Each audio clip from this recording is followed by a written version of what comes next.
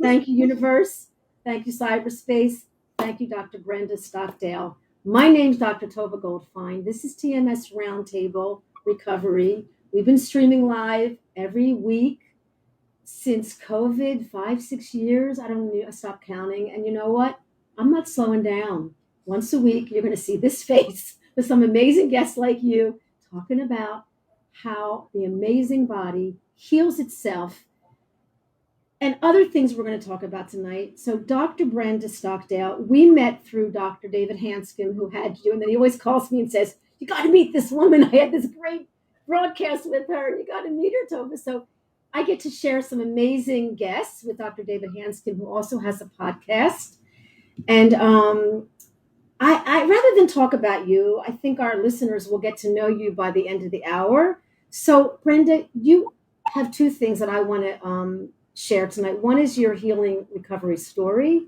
Two, I want you to talk also about the course that you teach, the people that you've met, the recoveries that you've witnessed, the book that you wrote, Beating the Odds. I mean, how exciting is your life? And here I get to have a piece of it. So thank you so much. I'm going to practice my listening skills. And I'd love you to chat about what happened in your life. What a scary time when you got unwell, and tell us all about that. Well, first of all, interrupt me at any given moment. When I was growing up, my stories were so long. My father used to offer me $1 to make my story shorter. My ears are bleeding. So anyway, but I couldn't be bought. I would never take the $1. I would make him listen to the whole thing. So anyway, feel free to cut me off at any moment. But no, in my I wound up with chronic kidney infections. So I was on maintenance antibiotics for about 5 years, chronic bronchitis as well. I was diagnosed with MS by an Orlando area neurologist. And I handled that. We could look back on that and we could say I might have handled that with what we would call today toxic positivity. So I really ignored my body and had a mission of the things I wanted to do and accomplish while I was still able to run around and do things. Not surprisingly, that wasn't exactly the best way to handle an autoimmune issue with lack of rest and a rather frenetic activity schedule. Then I wound up having other symptoms, and I was diagnosed with rheumatoid arthritis by a rheumatologist, and then scleroderma by an internist. And so it was at that point, that was several years after the MS diagnosis, a few years after the MS diagnosis. And my father said, you know what, you need to go to the Mayo Clinic. That's just a bit too much. So I went there and I met with the wonderful Dr. Scott Purcellin, fabulous rheumatologist, and found out that I had had systemic lupus all along. So none of those diagnoses were accurate, but it did help explain some of the symptoms that didn't quite fit into each of those categories. And it just so happened around the same time as that diagnosis, the relatively new science of psychoneuroimmunology had just come on the scene. And it was everywhere. It was in pop psychology magazines. It was front page news on Good Housekeeping. I mean, this was big stuff. Break that down. So it's like the psychology of the immune system? It's basically the interface, the nexus of our psychology and the central nervous system, of course, and the immune system. So all of that is in constant conversation. And so it's called P&I for short, or psychoneuroimmunology. And today, of course, we have psychoneurocardiology, we have mitochondrial psychobiology. So I like to think of all of these things just under the big rubric of psychobiology, because it's really how our mind is influencing all aspects of our physiology. So that's what it was called. It still is, but that was brand new. This idea of mind-body mediation systems was hot off the press. And so I spent a lot of time in the stacks at the library looking at these original research articles, because I didn't want a lot of fluff. I wanted to see what was really true.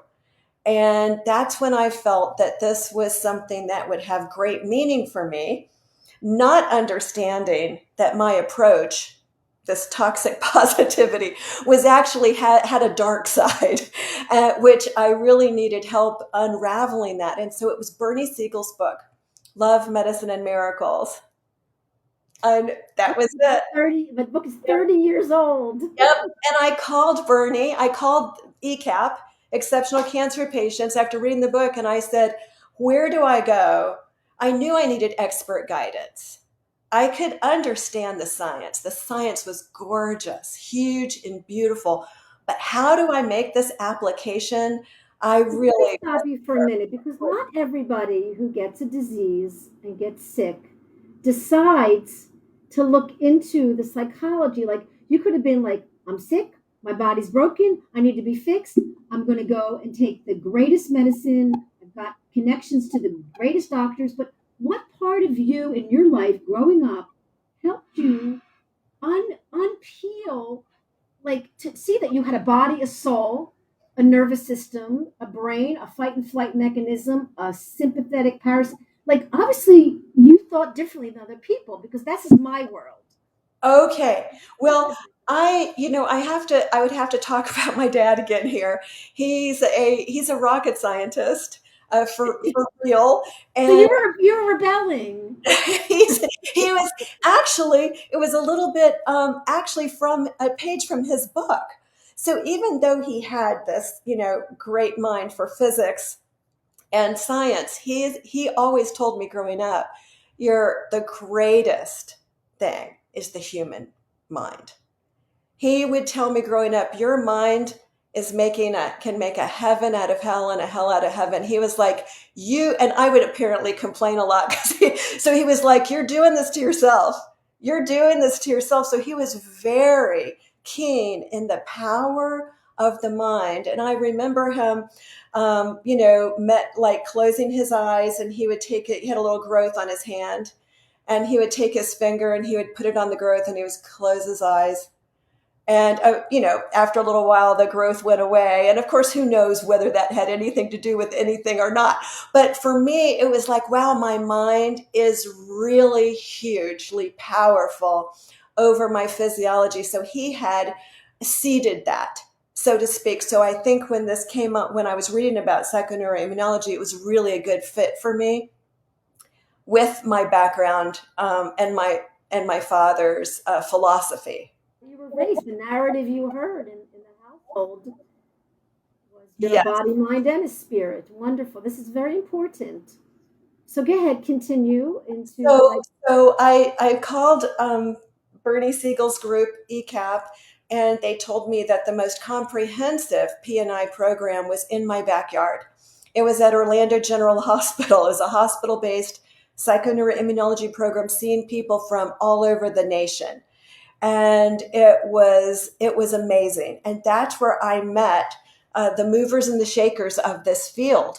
So I became the clinical assistant at this program. As you were healing, or this was after Was you? healing. And I went through the program, of course, as a patient, and then became the clinical assistant and was meeting people that just blew me away. Can Um, you share with the listeners? My listeners get very upset when I interrupt, so I apologize. I They am get very upset.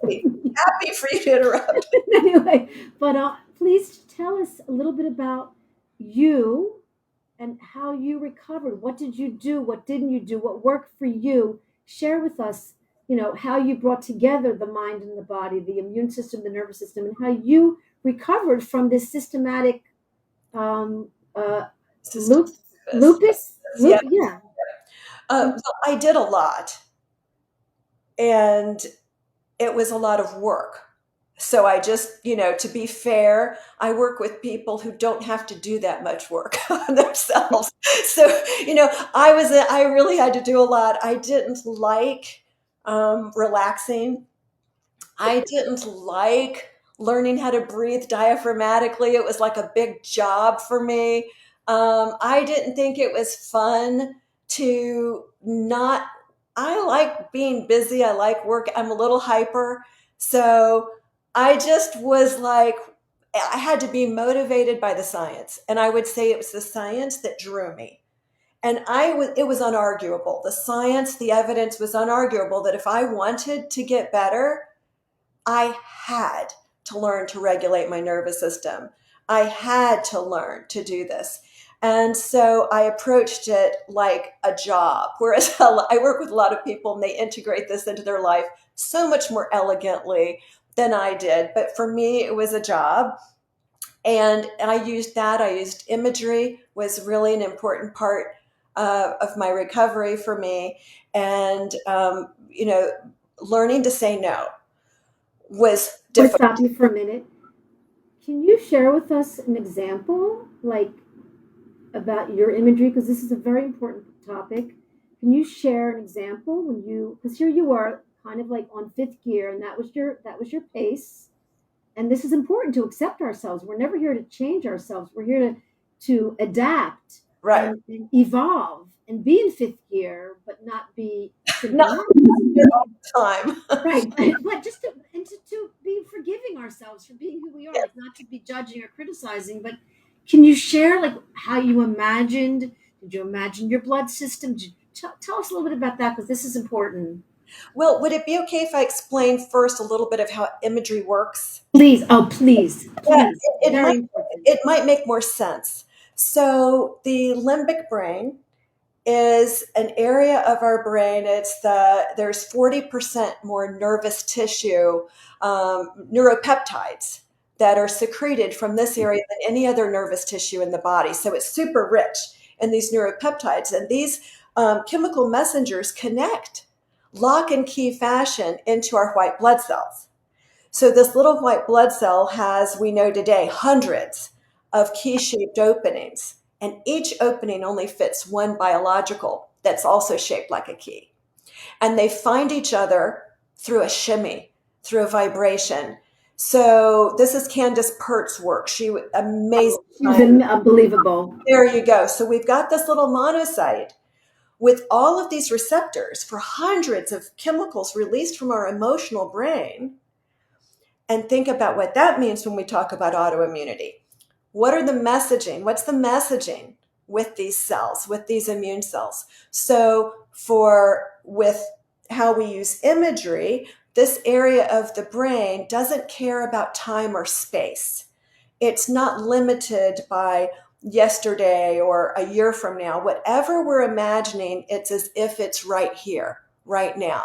So if you had a great vacation and you imagine yourself, maybe you're at the beach and you're feeling the sand and you're smelling the pungent air and you're feeling the breeze, or you're noticing the time of day or the sounds of the oceans, that sound is stimulating the auditory cortex, the seeing, the visual cortex, and of course the sensory cortex. Now, each of these areas of the brain sends a corresponding message to the limbic system, which then sends a message to every cell, every nerve, and every fiber of your being, so biochemically, it's as if you're really there.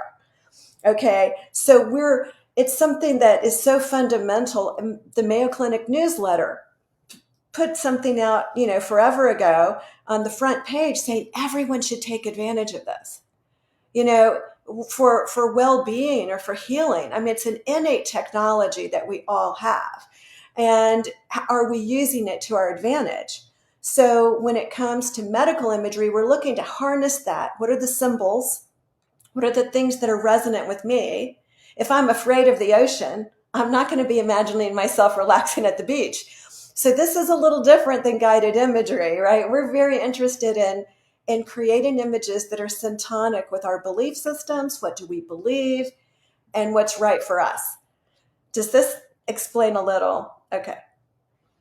So for myself, and everybody is different, but where I used an imagery of a live electrical wire that was a hot wire. I remember one time seeing a live wire on the street, and it was just a little out of control and kind of, sparks were flying, kind of burning everything. So I imagined my immune system as being a little haywire and not being really in control. So then I imagined a healing light, kind of really coalescing, smoothing, soothing, harmonizing all those cells, and having those cells recognize healthy tissue with an apology.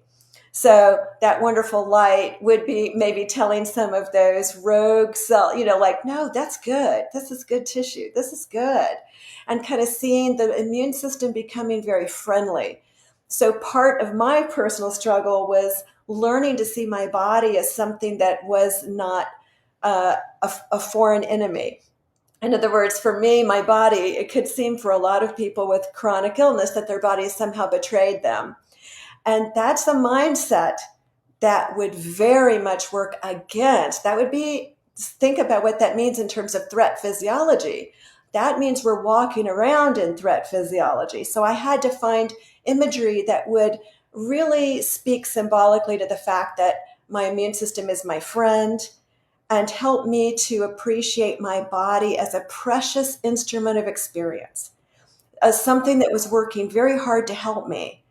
And that helped me partner myself in a different way and tone down some of the anger and irritation. And fear. Most people in my community, it's the fear. It's the fear. It's pain means something is wrong, but not this kind of neuroplastic pain does not mean something is wrong. It doesn't mean danger. It means I'm protecting you. So it's a whole different counterintuitive way of seeing it. So you knew that, early on in your healing and was able to apply it. And it sounds like have this amazing narrative with your immune system, kind of, go to bed with it and take it to the gym and kind of Yes.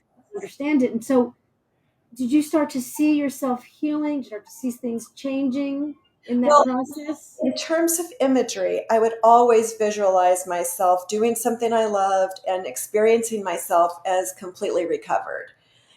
In terms of that, because when we think of medical imagery, it's really about a blueprint of what we want to happen.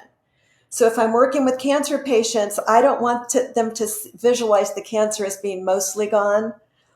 We want to see it all gone with all the tools and all the things they're using, their own immune system, nutraceuticals, chemo, radiation, whatever it is. We want to see these things as being eminently effective, not mostly effective. So it's really a blueprint for outcomes.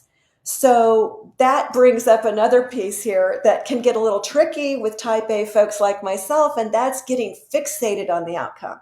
So that's a pitfall for all these techniques that we're talking about. Everything we're talking about has an underbelly here, where if we focus on the outcome, am I well yet? Is it happening yet? Am I better? Is the pain gone? Did it go away? I'm doing everything you told me to do. Why aren't I better? There you go. So what's happening here is definitely an increase, an uptick. This is an inflammatory uptick. Just the mindset is a mindset that's going to increase an inflammatory response because it's associated with something's not right and I need to fix something.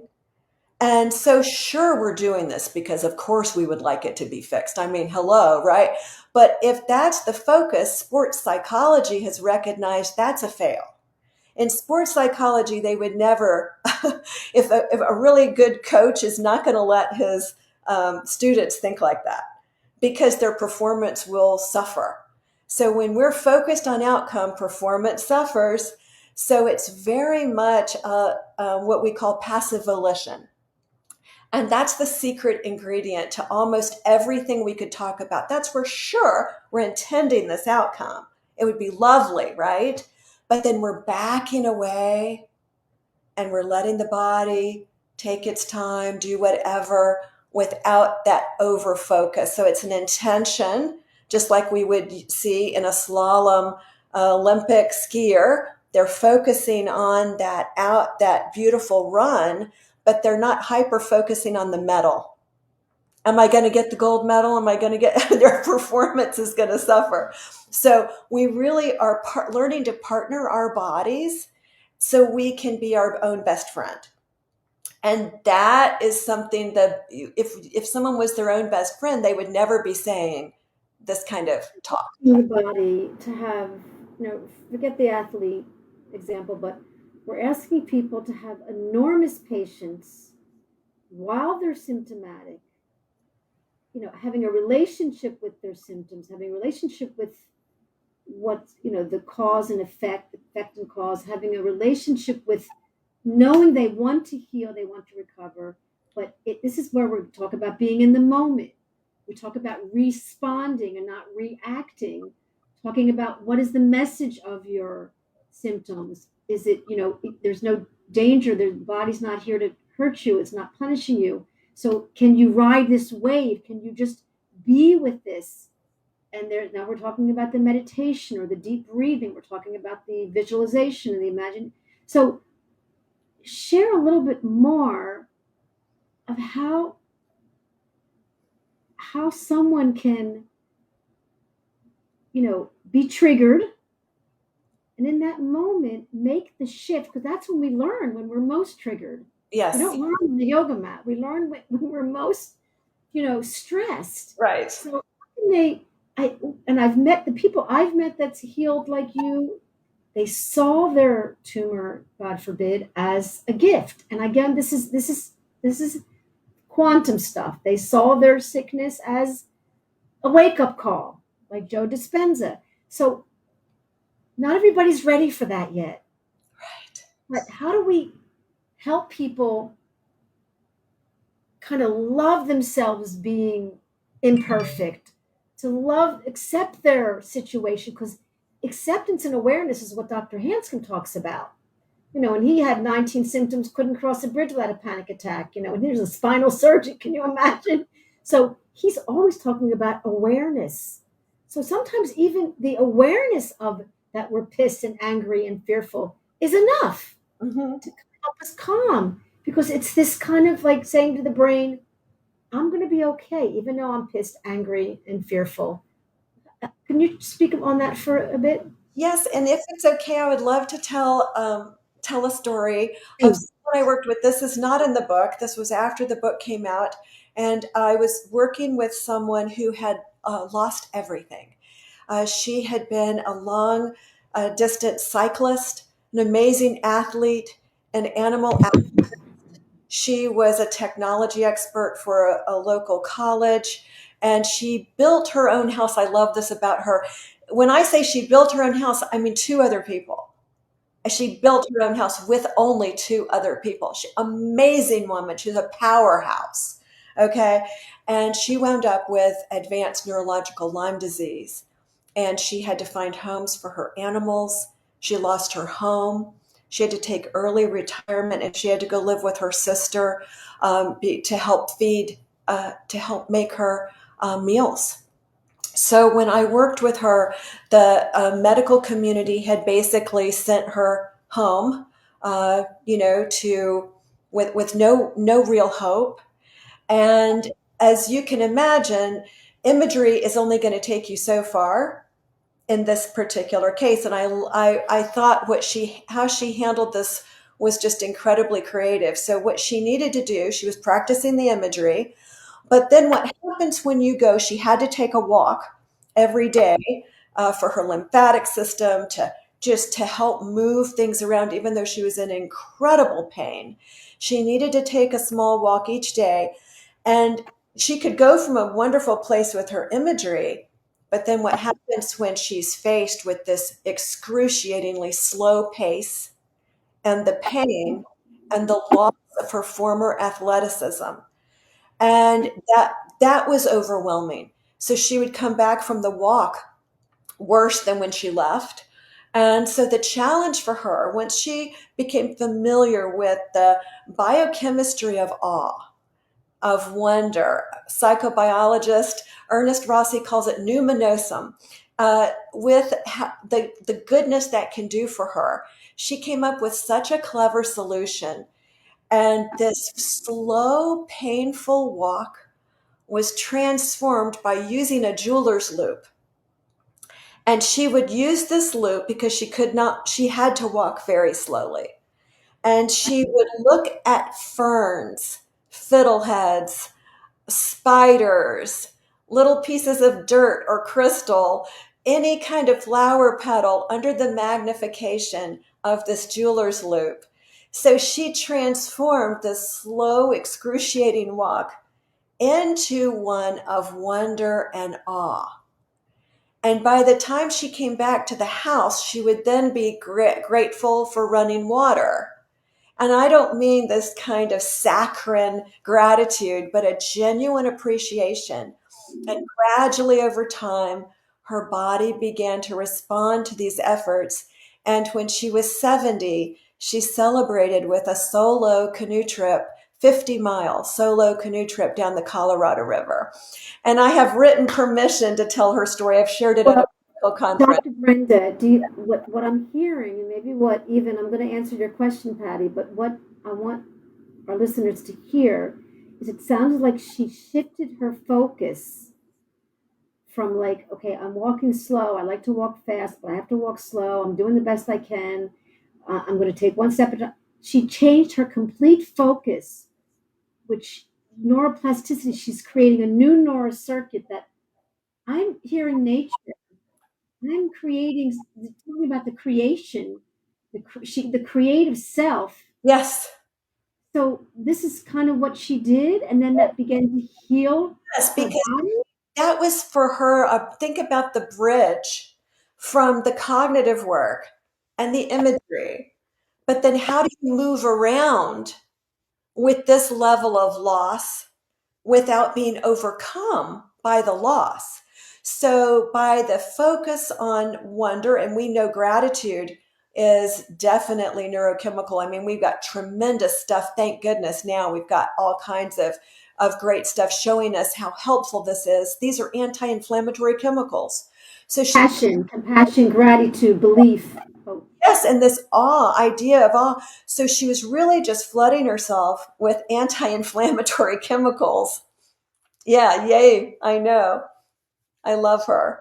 She's so been an inspiration to me. wonderful story. And I'll hear also about the young boy from the book and Frank when he was told to go home and put his things in order, and he said to the doctor, "Not me." I love those stories.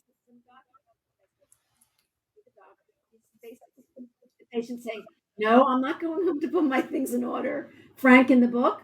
But let's just answer Patty's question. Here, I'll bring it up here for you. If you can answer this, Dr. Brenda. It's hard to not be outcome independent. You know what that term is? Outcome independent is a term in our neurology work, in our neuroplasticity work. It means it's hard to not have any outcome, like I want to walk and it's going to be okay no matter what, as opposed to I want to walk and feel better. We have been doing the work for years, and nothing seems to work for us. Do you see the question? Yes, got it there. Yes. And this is so valid. So we're of course approaching this with validation and compassion, of course. But underneath this, we're also finding that there can be this narrative of what's working, what's not. So when we look at someone like Viktor Frankl and logotherapy, okay, so here he is in the concentration camp. What's working for him? In other words, not a lot. Okay, and not just one concentration camp, but was it 4 or 5, including Auschwitz? Okay, he lost every member of his immediate family, with the exception of Stella, his sister, his practice as a psychiatrist and neurologist. So when he was in that, there is no idea of something working for you, but he was definitely keyed in to his mindset and what wasn't helpful. So we're not talking about toxic positivity, but we are looking at the idea of asking ourselves the question, is this helping me now? Is the way I'm thinking helping me now? And interestingly, his book, really reflected on the two pieces that he noticed in people who were able to withstand the disease and deprivation of the camps. And that was a high degree of self-worth, not self-esteem, but self-worth, and the ability to find meaning in suffering. So when we're in a dark space, it's important to know that those inflammatory cytokines go both ways. So it definitely involves the brain. It can make it really hard to segue out of that. But we're also asking ourselves, is this helping me now? And what is there that I can find in this moment, this place of rest? There's so many people in the world. I'm sipping on my water here, and there's so many people in the world who don't have access to clean water. So this could seem namby-pamby, or I could lean into it. So if I'm leaning into something small like this without creating a contraction against the suffering, remember, we're amplifying the suffering. We're escalating the amygdala's response when I'm saying nothing's working. Now, that doesn't mean that I'm not going to go to my doctor or you or whoever with my list of things and see what I can tweak, but it means that I'm going to put those in their place and not let that narrative follow me around all day, so that my body can find some goodness in the fact that I'm alive and that I'm here. Have enormous compassion for the hard part. Like, it's hard. Yes, it's hard and nothing seems to work, but the compassion and the validation. Yes, this is hard. We're not here to deny It's hard. anything. We're here to have enormous compassion and strength that you're still here. Patty comes to my broadcast. What? Patty, you're still coming each week. So what about the endurance Yes. and the absolute amazing strength to continue?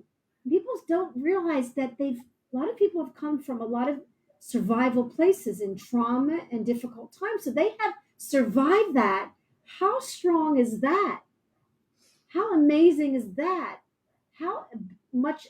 Wow, that's an incredible strong neural pathway. It just needs to be channeled in the right direction.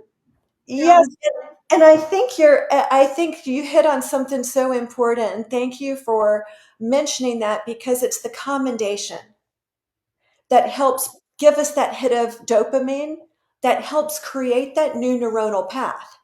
So if I've showed up for your podcast and I've had a terrible day, then I would be one of saying, yes, I did it. I'm here.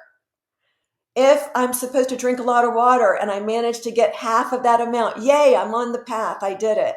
Whatever it is that we're trying to reinforce, the commendation around that helps build that neuronal augments that behavior. To Patty and Sarah, yes, I'm sorry about my microphone. My sound. I hope you can hear me now, and thank you for that. But Patty also, and to anyone else who's listening, I like when Leonard Cohen says, like, the cracks in the dark where the light comes in. I mean, sometimes we have to, we attract the darkness to us. We notice the darkness, but there's always light. And I think we have to. This is why I bring in the quantum, or the higher, maybe the more spiritual part of our journey. That you're not a victim. There's some great lesson. You're brilliant and smart and sensitive. All of the people with chronic pain and autoimmune disease, they're smart and sensitive people, and the desire to want to heal is their superpower. Yes. Oh, And so so we just don't want to let that desire to heal overwhelm the personality. And so that the person can recognize some of the things that are already working well for them, because the negativity bias is just so strong. The brain is just like Teflon, for the good, and Velcro for the bad, because it's survival. So of course we're going to be paying attention to what's wrong. So it does require this kind of extra attention to really encourage the shift to noticing what might be right with our attitude or our process. I wanted to touch also, I brought it up on my phone, but I think I can remember it. Can you talk about the fact when we imagine, now I use visualization and imagination in the same, I don't think it's any different. Is it so different? So we visualize or imagine this has been studied, you wrote about it in your book. When I imagine my muscles moving, or I imagine I'm walking with less sensations, or I imagine that I'm, lifting my arms, or, feeling more energetic, and I'm imagining this, what they studied was something about the muscle enzymes. Can you Oh, talk I about love that? that. I actually love that. So they had folks lie completely flat and just imagine that one arm was lifting a dumbbell. Okay. And then they withdrew muscle enzymes from both arms. But the enzymes were only elevated in the arm where they imagined lifting that. So when I'm taking a nap at home, my husband's like, "Hey, what are you doing?" I'm like, "I'm working out." Shh, workout going on here. So, it's this idea, right, that the brain isn't, when we use our imagination, it's not distinguishing between reality and imagination. That's why we want to make sure we're really careful about catastrophic thinking, or what if I never get well, or what if this doesn't work, because that creates a significant alarm factor for the body. But allowing ourselves to imagine moving through a day feeling peaceful or grateful, imagining moving through a day noticing small things, and imagine moving through that day feeling appreciative for ourselves, not just for everyone else, but for ourselves too. Especially with autoimmunity, because we're looking at you know the conception of against the self. But how can I really be my own best friend today, especially if I'm suffering? Share a little bit. Can you hear me? Just, yeah, you're coming out just a little bit.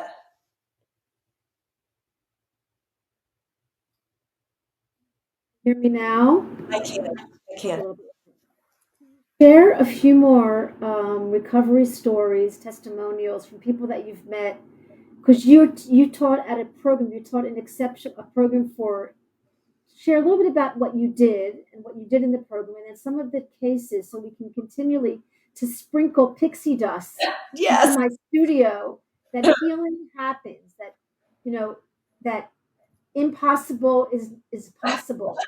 You know, That that's it's very important that we're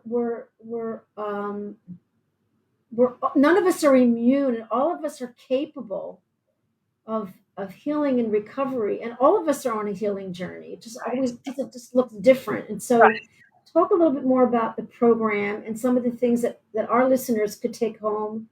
The visualization, imagination is very important.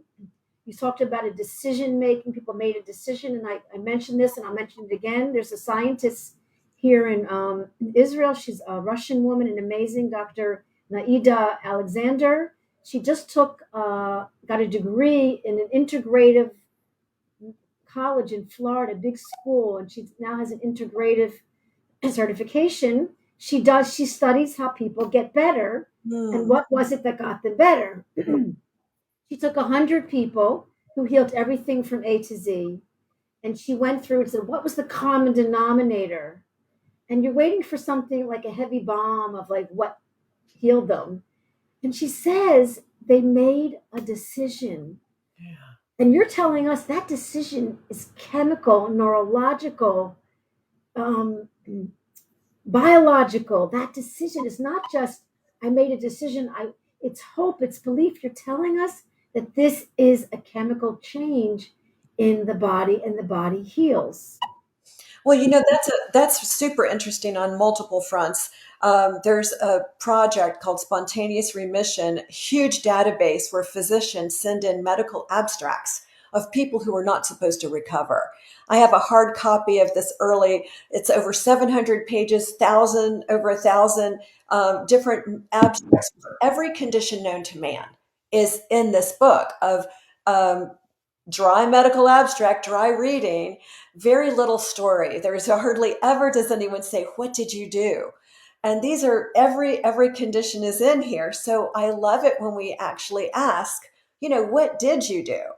And when I think about your program and what you're offering people here, which I know is this is this is a gift of your heart. This is volunteer. What you're doing is to bring all this to people. But there's medicine here, because Kate Long's work at Harvard shows, it's a longitudinal investigation, that it's hope-inspired agency that is the distinguishing factor, that's protective with chronic pain, believe it or not, and cancer. So when we think about hope, she distinguishes it from optimism. It's distinguished from just believing tomorrow will be better. And she says it's very different from taking action in one's own behalf. So she says it's this hope-inspired agency that we're looking at. So when we hear these stories and these narratives, then we have the science, and then we're looking at, how can I support myself in this moment? Whatever the pain, whatever the loss, whatever the suffering, how am I supporting myself in this moment? What can I do right now to make tomorrow perhaps a little bit better? And that is this dynamic equation, so to speak. I could share with you, you mentioned pixie dust and other stories. And there's someone who is not in my book. She came into my office, very healthy, dynamic woman. I'd been working with her for a while. And she happened to read my book, and she comes in and says, "Hey, thanks a lot for not telling me about medical imagery." And I was like, I didn't even know there was anything to talk about with that with her. She was so vibrant. And she said it was for her eye, and that she had a lot of scar tissue on this eye from a virus. And she saw an Emory ophthalmologist regularly. And it was like looking through, remember those old Coca-Cola bottles, those really thick green ones? She says it was like looking through a broken, thick Coca-Cola bottle in that eye.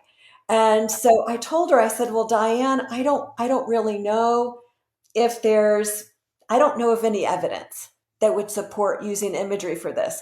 And here's what I love about her. She says, I'm not going to let you stop me. And so, and so I always tell people, we can get really hung up on the evidence. I love science. I love the evidence. Okay.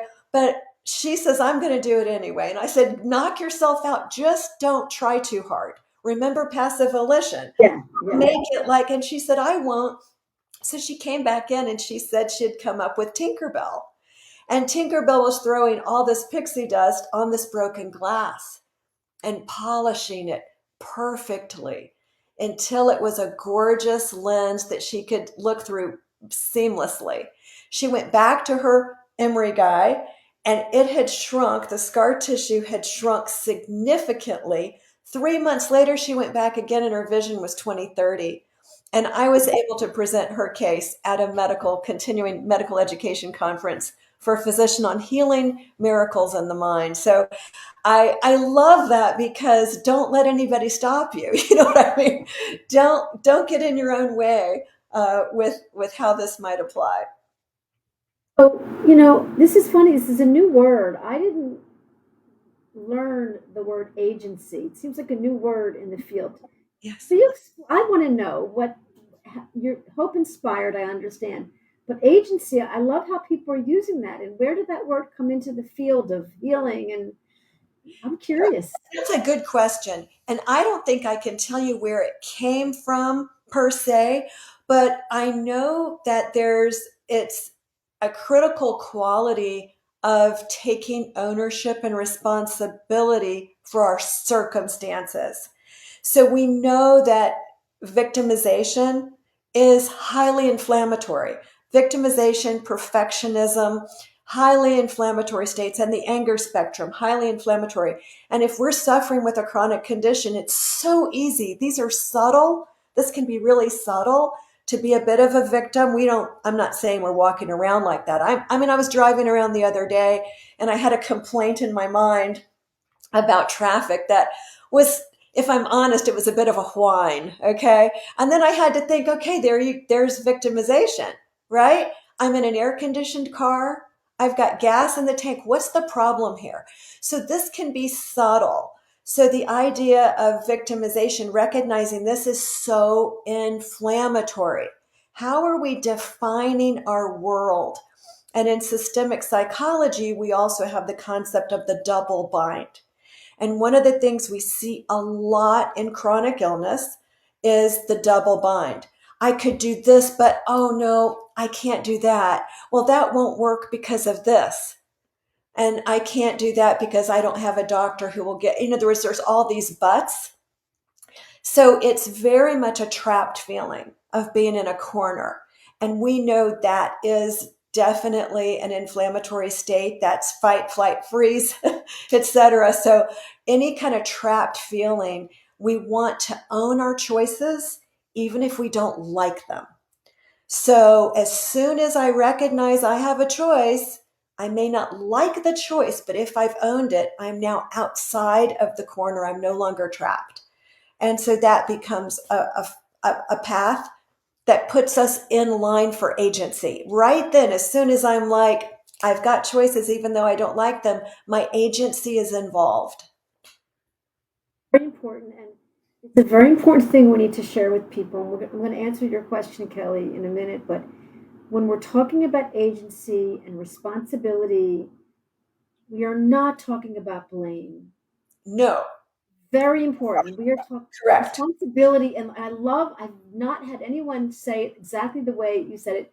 Like, responsibility is a chemical reaction in our brain, just like I love the way you talk about the inflammatory reaction to anger and shame and blame and fear. It's like our brain creates inflammation to protect us. Mm-hmm. So if we're being responsible and loving and compassionate, our brain is creating a different chemical to create safety and calm and bring us into, this is happening simply by our subconscious mind, our conscious mind, which we're not going to talk about right this minute, but let's just, it's hard not to be in a victim mode. It's hard not to blame. It's not too hard to feel bad. But if you're saying, yes, you have those feelings, and yes, if there's an inflammatory response in the nervous system, and we're not saying don't have those feelings. We're not getting rid of feelings here. We're talking about, again, awareness and acceptance, being responsible. Yes, I'm angry. Yes, I'm scared. But we can be scared and angry and not have symptoms. That's what the difference is. I think the idea is that we're not responsible. Speaking of this guilt and blame issue, we're not responsible for the condition. We're called to be responsive to it. How am I responding to it? Am I responding to it as if I'm my own best friend? Would I talk like this to my sweet niece? I have this adorable, amazing niece, okay? I would never say anything mean to her, Anyway, but would I say it to myself? Yeah, right, I might. So how am I speaking to myself? Can I upgrade that self-talk? Can I really speak to myself as if I'm my own best coach?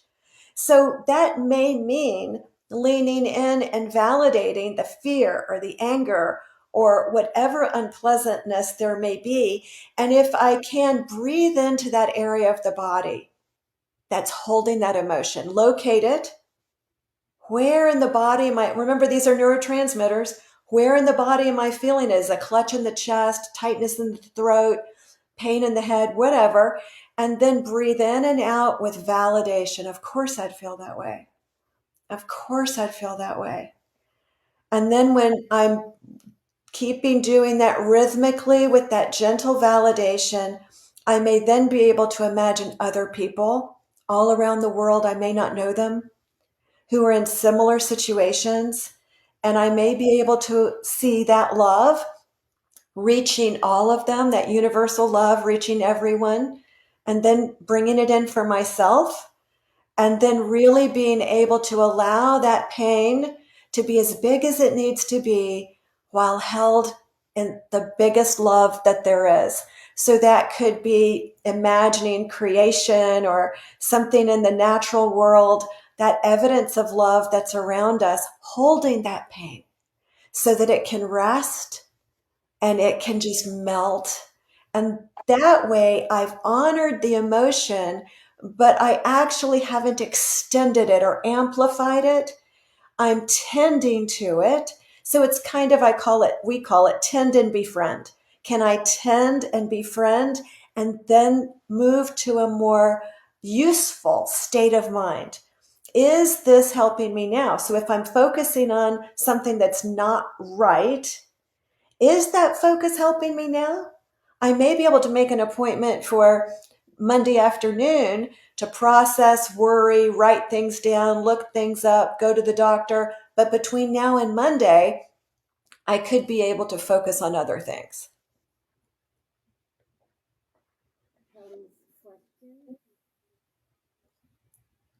Whoops. Symptoms.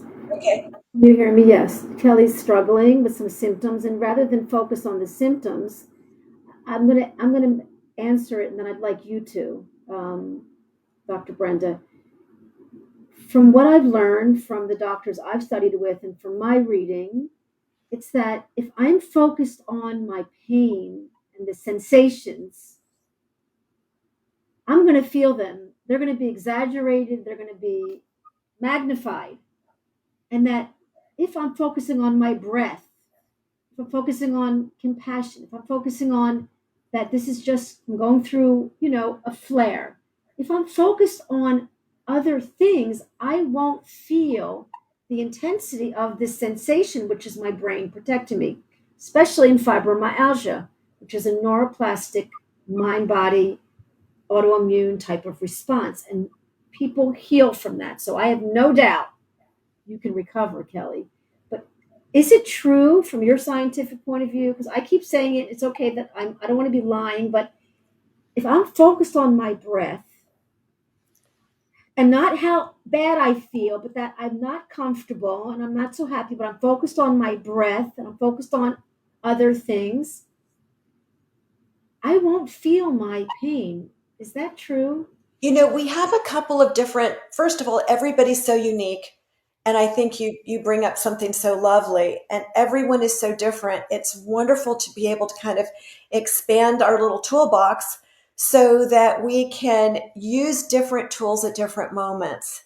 So at some times when we are breathing in and focusing very much on that breath, or as Carolyn did, Carolyn was in a tremendous amount of pain when she took that little walk with her jeweler's loop. But the focus wasn't on how much things were hurting. The focus was on the awe and wonder of what she was looking at through that magnification.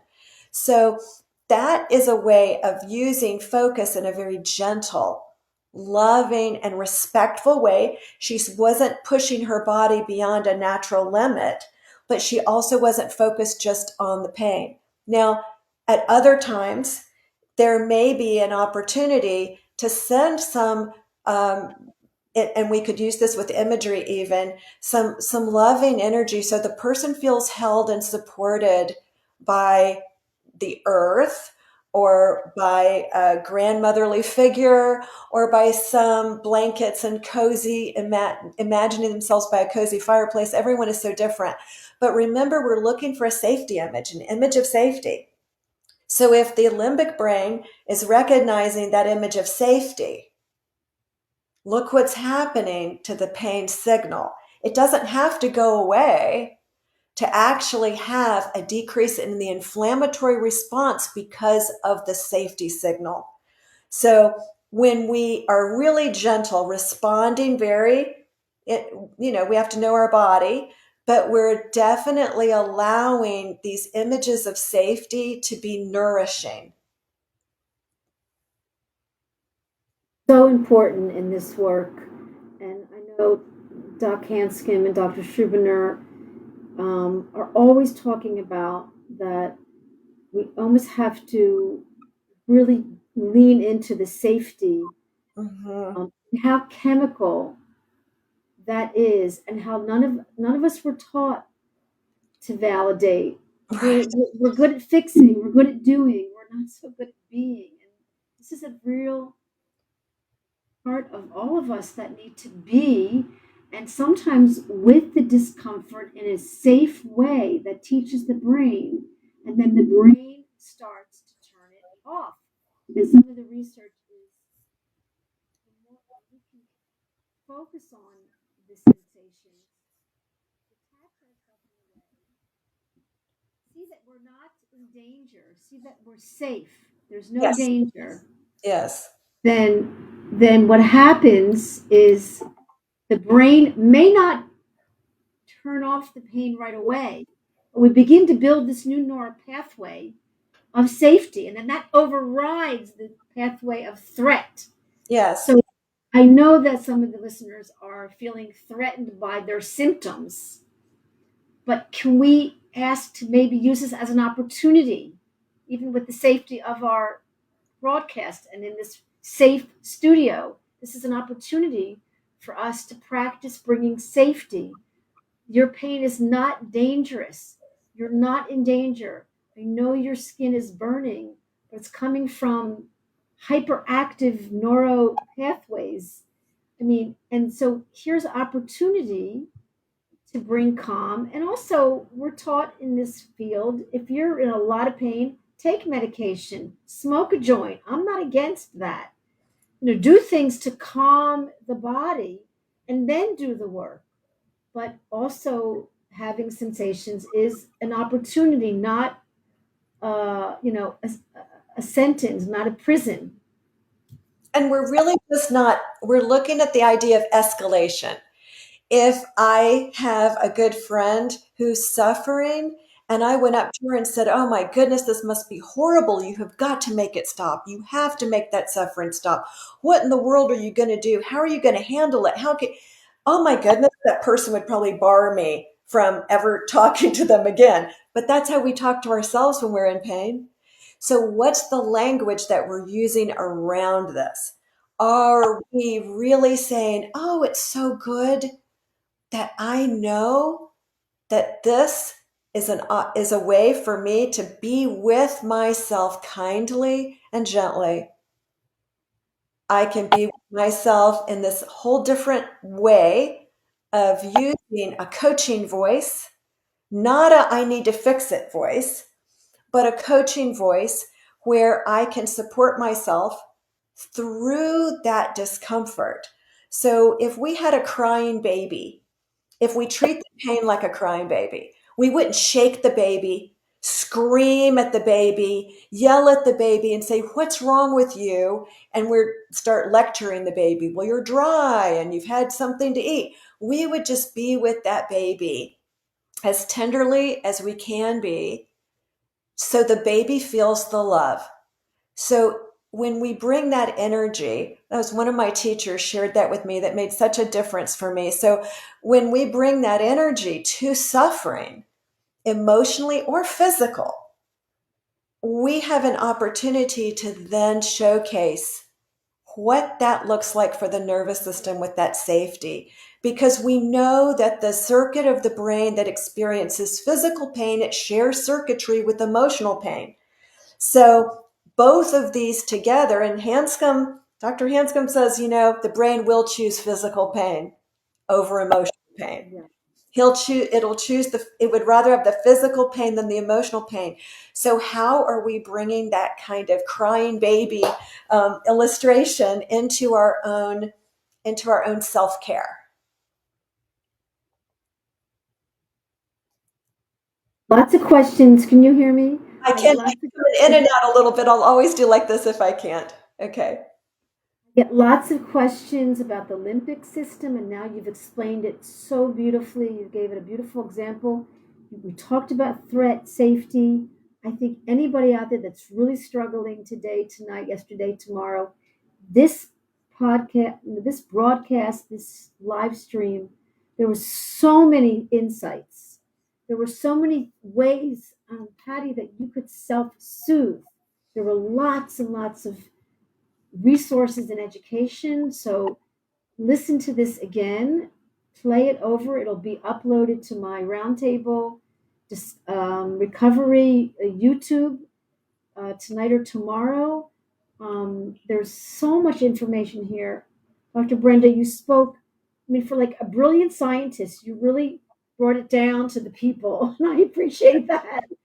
No, and you brought up Viktor Frankl with he's such an important messenger in our world. Yes. And there's so much more to talk about, but I'm going to wind up. And there's some people in the studio if you have any last quick questions for Dr. Brenda.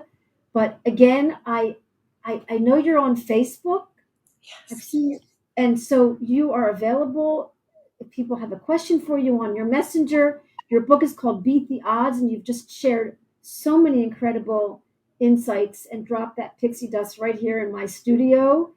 And I'm going to have you come back because I want to talk about every chapter in your book. I want to talk about every odds that we are beating because, again, it's really about a mindset. And this is important. We talk about this. So this is nothing different than our neuroplastic work, our mind-body work, Dr. John Sarno, Dr. Bernie Siegel, Dr. Joe Dispenza.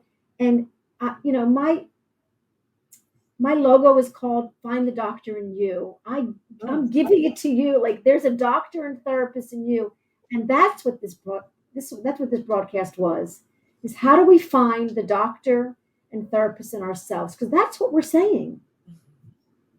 So what would you like to leave our listeners with, or last, because you've spoken so beautifully and I'm so happy for this hour with you. I would probably, rather than Facebook, direct people to my website. And it's my name, brendastockdale.com. And there are 3 imageries that you can download for free. It's in the free stuff at the tab there at the top of the website. But it's the second one that's called My Healing Place. And that really it's only 8 minutes, and it introduces folks to this idea of fleshing out this serene state so that individuals can practice a little bit of imagery. And the first audio is just 5 minutes, and that's a bit of autogenics.